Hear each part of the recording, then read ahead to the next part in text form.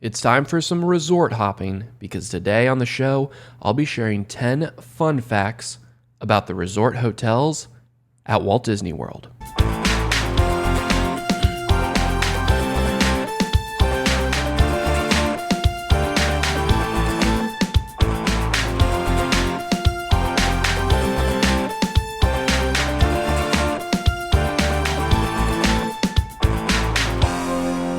What's up? Welcome to episode 115 of the WDW Opinion podcast. My name is Connor Brown, and I am an author, blogger, travel agent, former cast member, and a Walt Disney World expert. And my passion is to help you plan for and daydream about your next perfect Walt Disney World vacation. If you are a new listener here, welcome to the show. Thanks for being here. Feel free to go back and check out all of our past episodes where we cover a wide variety of Disney-related topics. You can also subscribe to the show on Apple Podcasts or on Spotify. If you're a longtime listener, welcome back. Thanks for returning. If you continue to enjoy the show, do me a favor, share it with your fellow Disney World loving friends as well. We have a fun one for you today. We're wrapping up our fun facts series. A lot of fun facts. Before we get into that, just want to do a quick reminder. If you're not following us on social media, be sure to do so. We share a lot of updates, a lot of fun stuff. You'll be able to stay in tune with all of the latest news around Walt Disney World and the Disney parks. You can follow us on social media at WDW Opinion on Instagram and TikTok. I'm a huge TikTok star, by the way. And then on Facebook, facebook.com/WDW Opinion. You can follow us there as well. If you're watching on YouTube, thanks for watching. Hope you like my sweet retro style Walt Disney World t-shirt. Fun colors. There you go. I think you can see all of it. If you're watching on YouTube and you haven't subscribed to the channel, please be sure to do so. Give this video a thumbs up if you like it as well. If you do want to check out the show, if you're listening, you want to check out the video version, head over to wdwopinion.com/YouTube. We have plans to do a lot more with YouTube, a lot more video content coming your way. So be sure to subscribe to the channel on YouTube. Just a friendly reminder for all that stuff. Now, let's resort hop. My friends, our Fun Fact series is coming to an end. Aww. For now, at least. I should have programmed some crying sound effects. Fun Fact series coming to an end. The last few episodes of the show, I have shared some fun facts about Walt Disney World with you. We shared ones about all the theme parks. You can go back and listen to all those episodes. Episode 109, 110, 113, and 114. In the future, I am sure we will be doing more fun fact episodes, maybe about specific lands, maybe doubling down on the theme parks, 10 more fun facts, if you will. All that we're going to go around, but we are going to round out this particular series with today's episodes, and we're talking about the resort hotels of Walt Disney World. The resort hotels of Walt Disney World, they're a theme park in and of themselves. When my travel agent clients come to me and they have an extra day on their vacation where they won't be going into the parks, they often ask, Connor, how should we spend that day? And more often than not, I say resort hopping is a fantastic way to spend it. All of the resorts, whether it's a value, a moderate, a deluxe, they all have so many awesome details to experience and explore. You can spend so much time at all of them looking at the details, exploring the backstories, learning about the historical events that took place there. I think it's just a great way to spend a day resort hopping, learning more about the resorts. And I think a lot of the resorts get overlooked. Everyone is focused on the parks, and rightly so. That's where the most action is going on. But there's still plenty of fun facts to discover when it comes to the hotels. Let's get started with fun fact number 1. And now, when I say there is so much to see and do in the resorts, I really mean it, because fun fact number 1 focuses on the sheer volume of the resorts, and it only solidifies my points. There are over 30,000 resort hotel rooms among the 25 resorts on Walt Disney World property. If you stayed in every single room, it would take you 68 years to stay in all of the rooms on property. If you added the on-property, independently owned resorts like a Sheraton, Hilton, etc., that would be an additional 10,000 extra rooms. I don't know how many other years that is. I didn't do the math that far. But just know, if you want to stay at all the Disney-owned and operated hotel rooms, 68 years. 68 years. So you can kind of understand, when we start with that fun fact about how many hotel rooms there are, you can better understand just how much there is to see and do. Now, I'm not telling you to go stay in every single one of them, but the resorts that all of these hotels are at have plenty to explore. And with all these rooms, they weren't just added overnight. 30,000 rooms didn't just pop up. They had to start somewhere. Fun fact number 2 focuses on the original resort hotels. It took decades to build all the resorts we know and love, but of course, it all started with the original 3. And those original 3 opened in the first year of Walt Disney World operating. The Polynesian, the Contemporary, and the Fort Wilderness resorts, they were all opened in 1971, with the first 2, the Poly and the Contemporary, opening on opening day in October, and Fort Wilderness opened a few weeks later in November. All of these resorts are so unique, and they had never really been done before. The construction of one in particular, the Contemporary, is what we're going to focus on for this fun fact. You probably know best that the most spectacular part about the Contemporary is the fact that the monorail goes right through it. The monorail is able to go right through it because of that A-frame design. It looks like a giant A. If you go stand on the side of the building where the monorail passes in and out of, you can see it's a big capital A. That allows the monorail to go through it, but it's also more unique in how the rooms were built to accommodate that A-frame. Each room in the main building, that big tower, was prefabricated off-site. All of the elements of each room were built into it. Then each room became its own pod structure, kind of like those pods you get put in, outside your house if you're moving or you want to offload a bunch of crap, whatever. Once each pod was completed, it was put on a truck and it was shipped down to the construction site. And then each singular pod was taken and slid into place. And then it was attached to the A-frame of the building. So it's almost like a reverse Jenga. You have this big A-frame that's there. And they know how many rooms they have to put in. They know what room goes where. They would just take it up and slide it in. Sound effects not included when they were adding those in. So this was really never done before, and it was done with U.S. Steel. The company helped them create this Contemporary resort. And it is a historical undertaking, this A-frame design with these modular style pods that they were putting into place. A historical undertaking, but that's not the most historic thing to occur at the Contemporary resort, which brings us to fun fact number 3. And this fun fact revolves around one of the ballrooms in the resort. So if you go to the main check-in area where the Wave used to be, where you check in for all that, you can take the escalator up. You take the escalator up, and when you're on that level, before you take the other escalator up to the main sort of concourse area where Chef Mickey's is and all that fun stuff.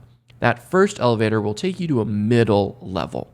And on both sides, you'll see there are two big ballrooms there. And right in front of you, there's also the check-in area for the California Grill. You check in there, you take the elevator up to the California Grill. But when you're on that level, you'll see a ballroom called the Ballroom of the Americas. Something very historic took place in this ballroom. On November 17th, 1973, Richard Milhous Nixon was then President of the United States of America, and he was pretty deep into the Watergate scandal. He was getting a lot of pressure from the press, from the American people, wanting to know what occurred. At that time, on November 17th, 1973, the Associated Press managing editors were having their convention at Disney's Contemporary Resort. President Nixon flew in because he was giving an address to the members of that convention there. And during his speech, there was a live televised Q&A with members of the press. Obviously, all these people were members of the press. They were managing editors for the Associated Press. He goes to this conference, gives his speech, takes Q&A, and this is occurring in the Ballroom of the Americas. As Watergate is basically at its height, he is hounded by questions about Watergate. And in the Ballroom of the Americas, at the Contemporary Resort, Richard Milhous Nixon said his famous line, "I am not a crook." We all do the impression, "I am not a crook," right? And that became kind of the calling card of the Watergate scandal. It was echoed in newspapers, on television, and eventually when he resigned, it was kind of that turning point in the scandal because he basically lied, right? But we've seen that press conference. If you're American, you've seen that press conference before. You probably never knew that it was taking place right next door to the place where dreams come true. Magic Kingdom Park, Walt Disney World. Now, did he say, "I am not a crook," and then go ride on Space Mountain? I don't know. We don't have that evidence. He probably just got back on the plane and said, "Uh-oh, oh boy." But fun fact about America right there. I think it's very ironic, too, that that ballroom is called Ballroom of the Americas. And one of the craziest things ever in American history occurred there. There you go. That's not the only historical thing to happen in Walt Disney World. Fun fact number 4 dives into a very historical thing that occurred in Walt Disney World, in one of the Walt Disney World resorts. The Beatles. You know, the Beatles from Liverpool. They play Yellow Submarine and the White Album and Sgt. Pepper's. Anyways, in 1969, John Lennon said, "I want out of the band." Ringo and George Harrison, they left, and then Paul McCartney officially announced to the public in 1970 that he wanted out as well. But it wasn't that easy because the Beatles were really a corporation. They couldn't just say, "We're out." They had so much that had to be done, and they had to dissolve a band, a band with all of this intellectual property, with all this music that they created. How were they going to split it up? It took 4 years from the time they all finally said, "We want out," to actually break up the band. And as the story goes, George and Paul were in New York. And I think Ringo was there as well. And John Lennon was supposed to come. He was living in New York at the time. He was supposed to come and meet at the hotel where they're all going to sign the document that said, "We're no longer the Beatles. We've broken up. We've broken up." Well, they wait and wait and wait. John Lennon never shows up. They give it another try. At this point, Lennon still doesn't show up, even though he's down the way in his apartment. A second meeting occurs. John is nowhere to be found. Paul McCartney says, "Forget this. I'm signing right now." Signs it. George Harrison does the same thing. Ringo Starr is in London. It's shipped to him. He signs the contract. we'd have one more Beatle to go before it breaks up. They finally track down John Lennon, and where is he staying in 1974? Well, it's Christmas. He's on vacation, and he's staying at the Polynesian Resort. So a representative flies down there, knocks on his door at the Polynesian, and says, "You have to sign this right now." On Christmas Eve of 1974, John Lennon signed his name in his hotel room at the Polynesian, and the world's greatest rock band was over. So there you go. You got the Seven Seas Lagoon, you got Cinderella Castle. John Lennon's probably looking out over it as the Beatles break up in Walt Disney World. Thanks for that, Walt Disney World. What could have been? What could have been? Of course, Walt Disney World hasn't just hosted some historical events that have occurred there, but it has also been greatly impacted by historical events. Fun fact number 5 dives into that. The Pop Century Resort was greatly impacted by a very tragic historical event. The Pop Century we know today has buildings that focus on the 1950s through the 1990s, and this section is called the Classic Years. The original plan for this resort, though, it included a number of buildings in a second phase. And that second phase was going to cover the decades 1900 to 1940s. And they were all going to be those style themed buildings. So still the same of what we know in the classic years. It was just going to be, here's your 1920s room block. The theming is 1920s, right? These rooms were going to be across Hourglass Lake, and they were going to be referred to as the legendary years.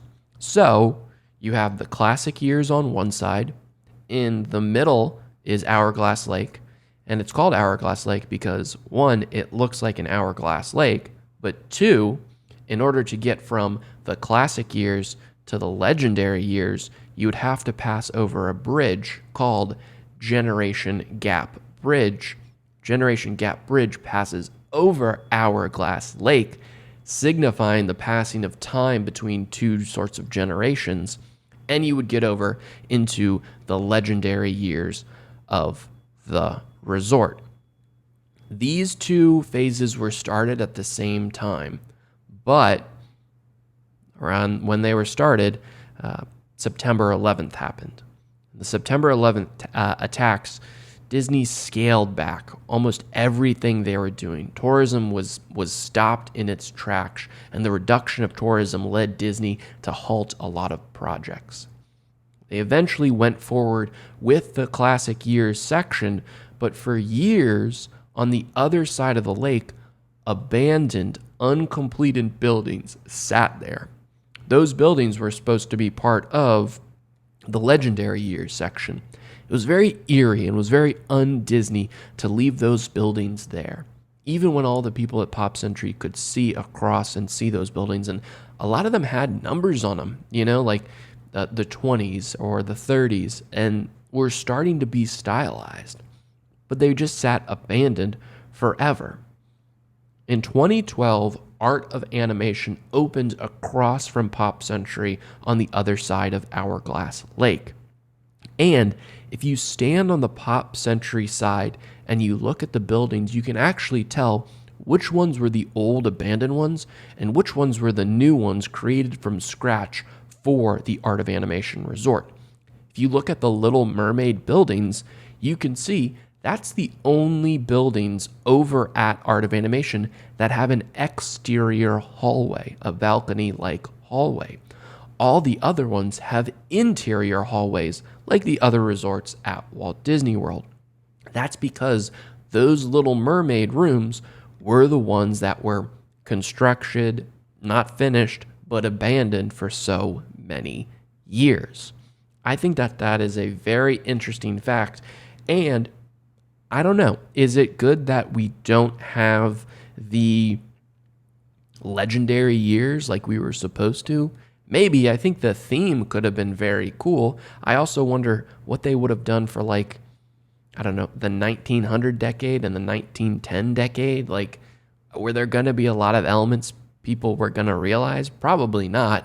And then at the end of the day, we also get the art of animation, which has family suites, a lot of cool new sorts of designs that Disney now uses in other hotel rooms throughout property. So in a weird way, it might have been a good thing that the second phase of Pop Century wasn't complete and that we have art of animation. But there you go. There was a lot of impact that 9/11 had on that section of the park. For fun fact number 6, we have to discuss the architects. Of course, to design all of these elaborate and highly themed resorts, you need some pretty incredible architects. You need the architects who have the chops to add those details in. And one architect in particular is responsible for some of the most elaborate hotels the Walt Disney Company has ever built. His name is Peter Dominick, and he's an architect based out of Denver, and he won the task of designing Disney's Wilderness Lodge. This resort took inspiration from the great lodges of America's national parks, and Dominick insisted on the use of wood throughout the structure. The lobby, which is one of the most awe-inspiring sights in all of Walt Disney World, is adorned with wood from ceiling all the way down to the floor. It's all wood except for the 80-foot tall stone fireplace, that huge fireplace with that gigantic hearth. That's really the only non-wood elements in the lobby. It's remarkable, and people absolutely love that resort because of the lobby and the detail that Dominick was able to put in.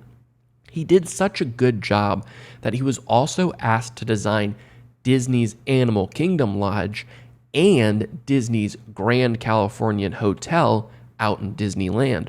What's remarkable about that is that the Grand Californian Hotel opened in January of 2001, and the Animal Kingdom Lodge opened in April of 2001.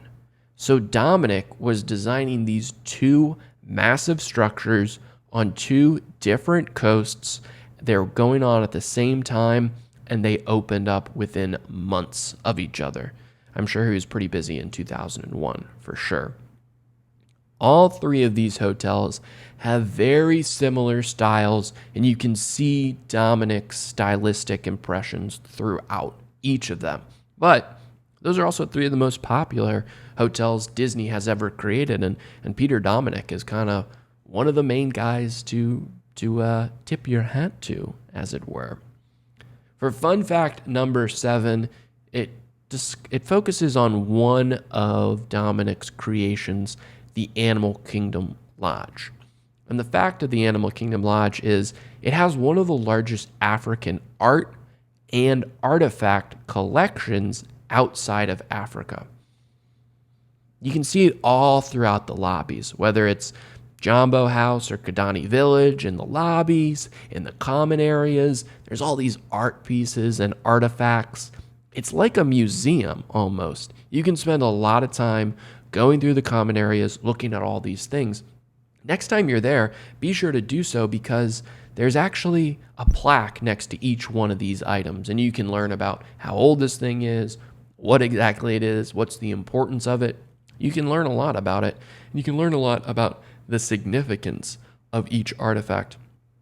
And listen, if art and artifact isn't your cup of tea, I believe this is still the case that Jico, the restaurant in the Animal Kingdom Lodge Jambo House, has one of the largest collections of African wine outside of Africa. So if art and artifacts is not your thing, but drinking African vino is, then you're going to want to head over to the cooking place to check that out. Walt Disney's dream of creating Disneyland started on a park bench next to a carousel in Griffith Park. You've heard this story before, probably. He was sitting there eating peanuts. His daughters were on the merry-go-round, and he thought, man, it'd be a great idea if we could build a place that was fun for everyone involved. And while that's true, it did start at Griffith Park. The initial seeds for Disneyland, I believe, were planted in Walt's head much earlier than that. And they were planted in his head because of his love of model trains. For fun fact number 8, it revolves around Walt's model train obsession.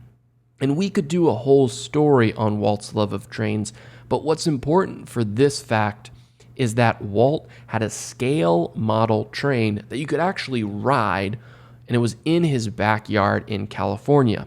He called it the Carrollwood Pacific Railroad. He would invite neighbors and friends and his daughter's friends over, and they would ride around on it. And he was a nut about this. He loved caring for it. He loved building the tracks. He loved building elements next to it. Those elements, I believe, planted seeds in his head and seen people come and really enjoying it for what Disneyland become. In fact, an original Disneyland idea, it wasn't going to be the size that we know what it is today or what it opened with in 1955. They had an idea to just open up a little kind of sideshow across the street from the Walt Disney Studios in Burbank. And it was going to have some small little attractions here or there, but the main appeal was going to be, it was going to have a scaled train that was going to go around the entirety of that property.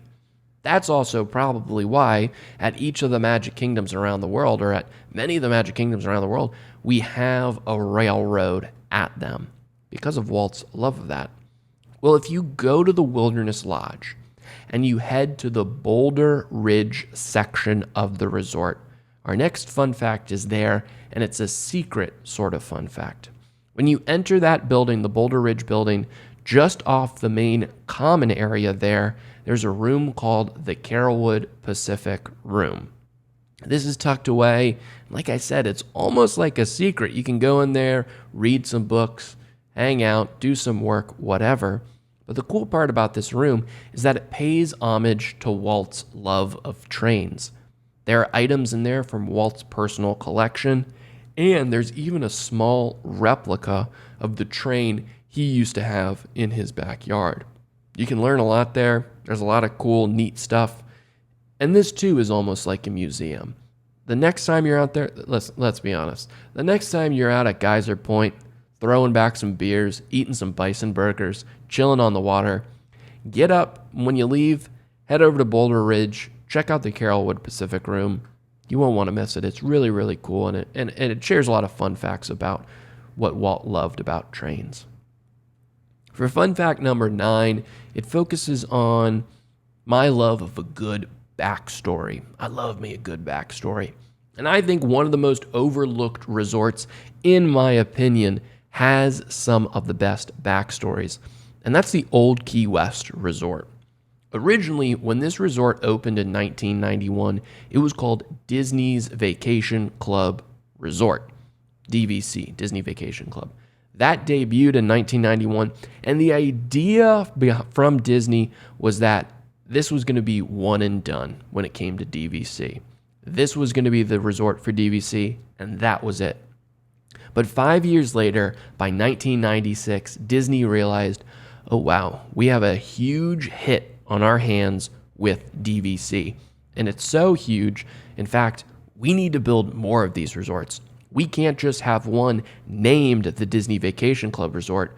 We have to implement this at resorts all over the place, and we have to change the name of this so it doesn't sound like it's the only place DVC people can stay.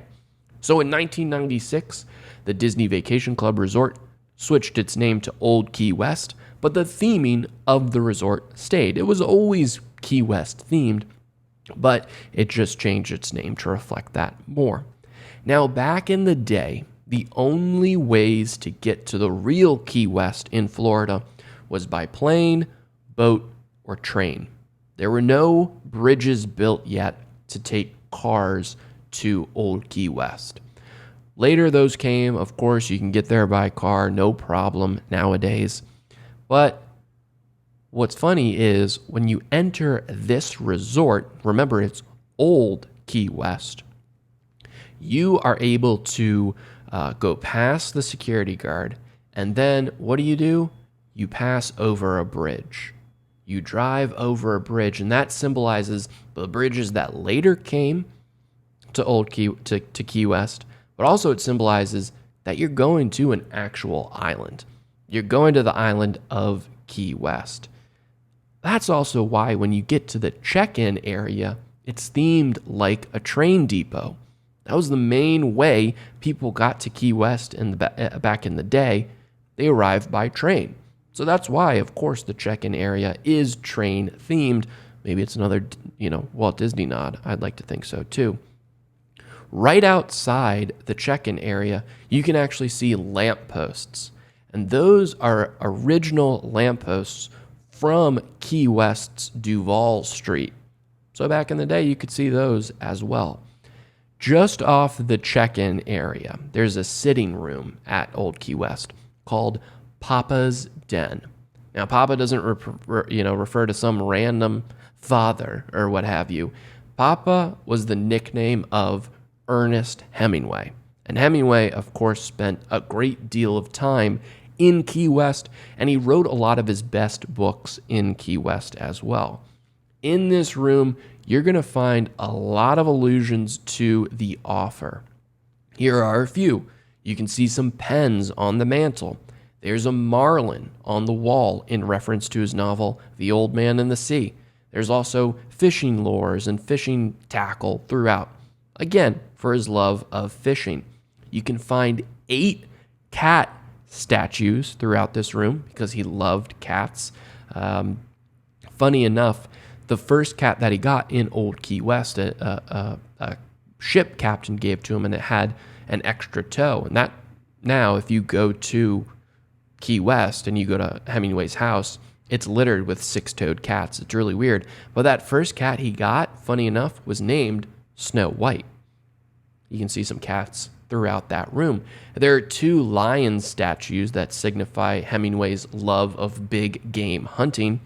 There's a bull in there, which signifies his interest in bullfighting and running with the bulls. Both were depicted in The Sun Also Rises. There are cigar boxes to hold his favorite Cubano cigars that he loved to smoke. And there's also a handbell in there to symbolize for whom the bell tolls. So it's not just a room with a bunch of crazy decorations. Each decoration has a purpose, and it serves one of Key West's most well-known residents in Ernest Hemingway. But the theming doesn't stop there. When you look at Olivia's Cafe, the story goes that Olivia Farnsworth, the namesake, she loved to cook, but she didn't have the money to open a restaurant. Every day, passers-by would come and would smell what she was cooking, and Olivia was always nice, and she invited them in and say, "Hey, I'll let you try what I'm cooking, no problem." Well, soon locals came all the time, tourists came all the time, and Olivia ran out of room in her cottage there. So what happened? Locals started bringing in their own chairs, their own placemats, their own silverware, and they would just leave them there for the next time they came back to Olivia's. That's why there's a lot of mismatched furniture here and there. It was much more so when it first opened back in the day, but it still has that motif throughout. Cool backstory. Outside the restaurant, there's an engine indicator and a steering wheel from Rosebank Ironworks in Edinburgh. You always see kids playing with the big steering wheel. Both of those items are actually salvaged from a ship that foundered in the offshore reefs outside of Key West. That's real. They found that. The treasures salvaged from the shores of Key West, there was so much treasure in all these shipwrecks.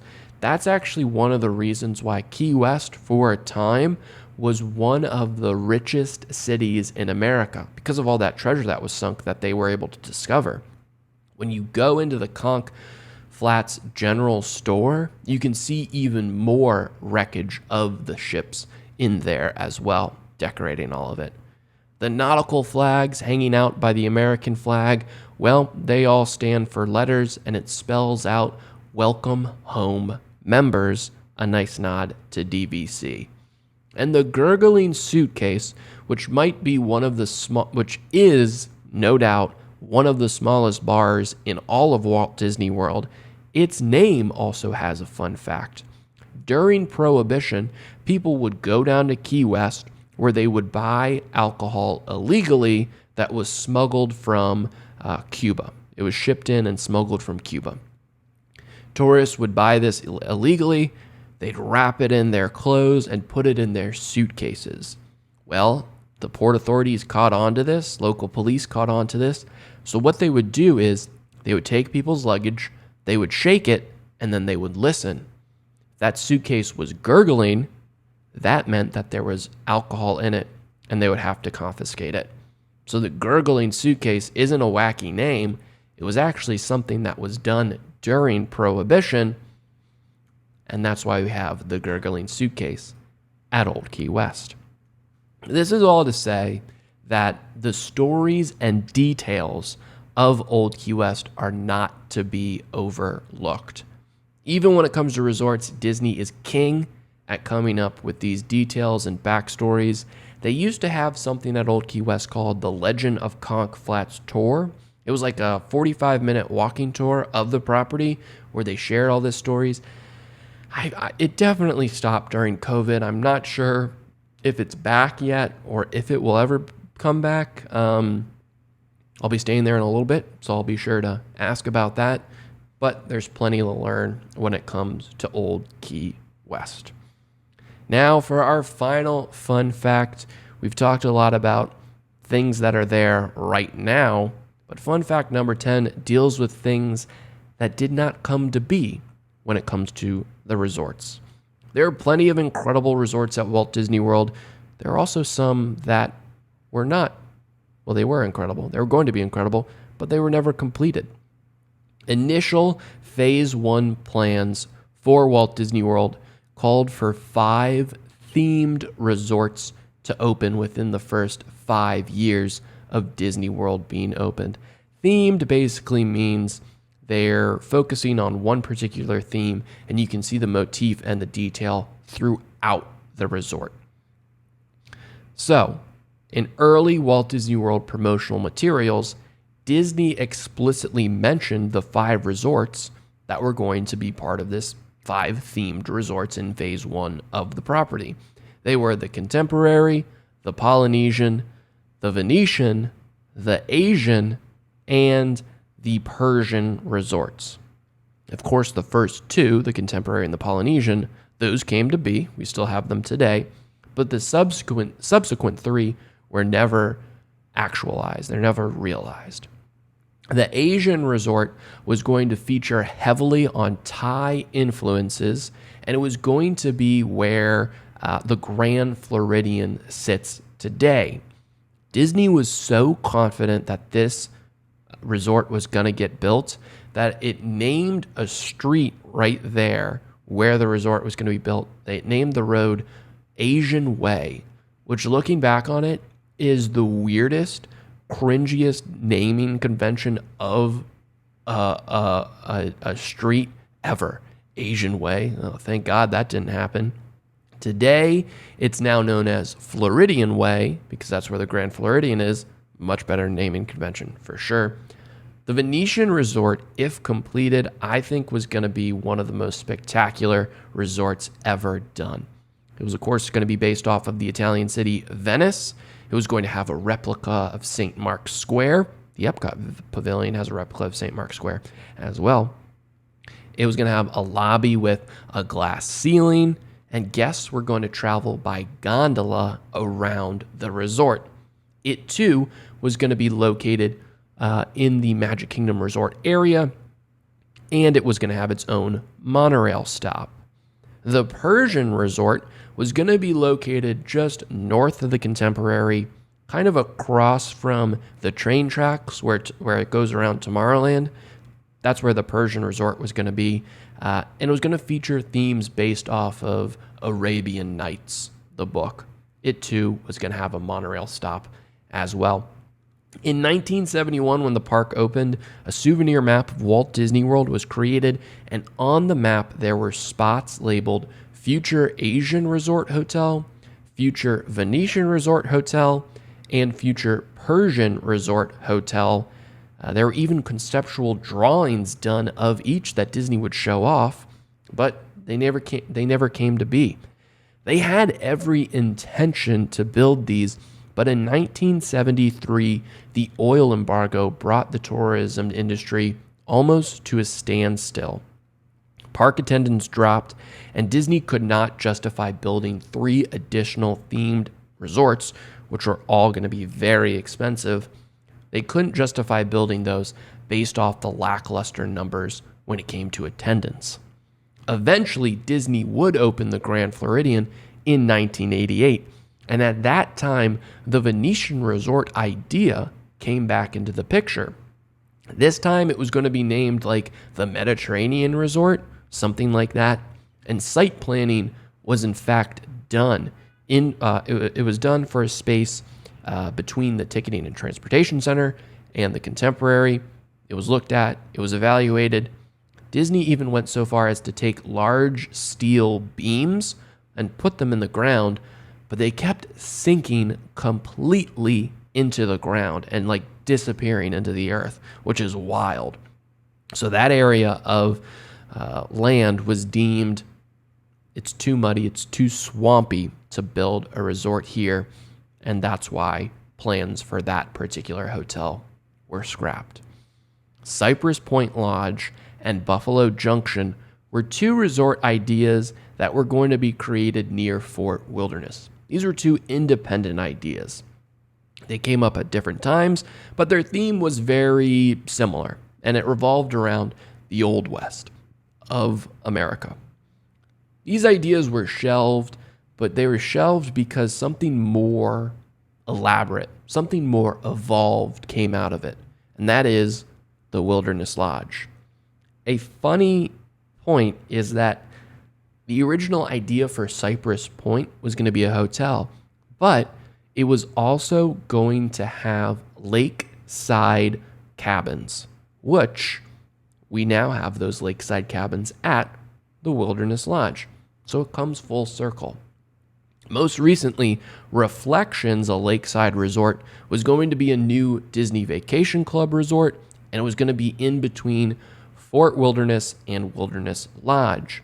It was going to be on the location of the old River Country Water Park, and land was actually cleared to build it. But COVID halted the construction, and since then, no progress has been made. We're not sure if that has been shelved or if it will come down the pike, but it doesn't look like it's getting built anytime soon. Luckily for us, there's still plenty of room on Walt Disney World property to fill more resorts with. One fun fact, stick with the fun facts, I always like to tell people is that of all the land in Walt Disney World, 1/3 of it is developed, 1/3 of it is undeveloped, and the final 1/3 is protected wetlands. That means that everything that's currently developed, it can be doubled, and that's how much land Disney has to work with. That means there's room for some 20 more additional resort hotels in Walt Disney World. There's plenty of space for these ideas that didn't happen to be created, and also for new ideas to be implemented as well. Crazy. The resorts have so much history, so many backstories, so many details that I think it's definitely worth it to spend at least a day resort hopping around property. I hope you enjoyed these fun facts. Those last few fun facts came to me when I read a book called The Walt Disney World That Never Was by Christopher E. Smith. It's a great book. It talks all about attractions that were never completed, including these resort hotels I just discussed.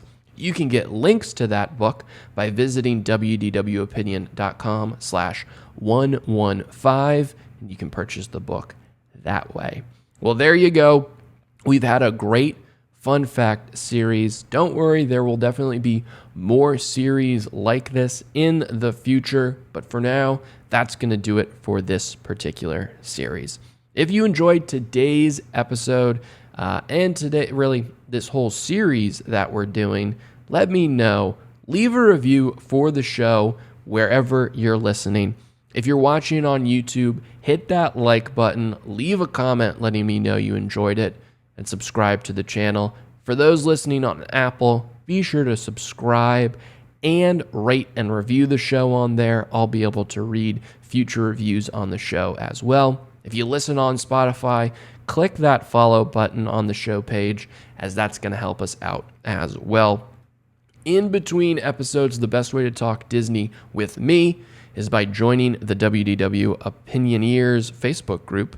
You can join that by going to wdwopinion.com/opinioneers. That's OPINIONEERS. And that's where you're going to meet your fellow Walt Disney World fanatics, and you can talk Disney in there 24/7. If you like the show, if you like this series, do me a favor, share it with someone you think might enjoy this show as well. If you got some Walt Disney World loving friends, send it their way. Be awesome if you could do that.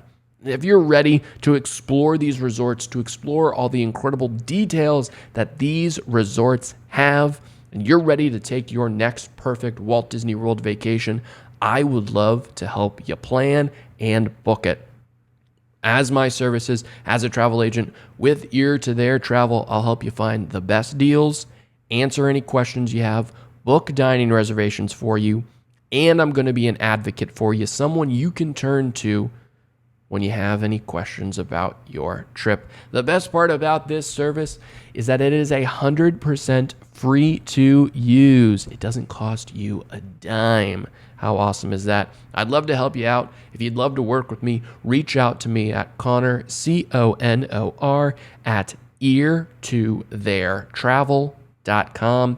You can also visit the show notes page, wdwopinion.com/115, to learn how to book a vacation with me as well. We can get you a no obligation, free quote, lickety split. I'd love to help you plan your next perfect Disney vacation. And of course, if there is ever anything I could ever do to help you out, I'd be more than willing to try. If you have any questions at all, reach out to me, send me a note, Connor, CONOR, at wdwopinion.com. I'd love to hear from you. That's going to do it for me this week. Thank you so very much for listening. If you liked what you heard today, then you've been listening to the WDW Opinion Podcast. If by chance you didn't like what you heard, then you've been listening to Bridgewater. That's Bridgewater. I've been Connor Brown, and until next time, keep LTD living the dream, and I'll see you real soon.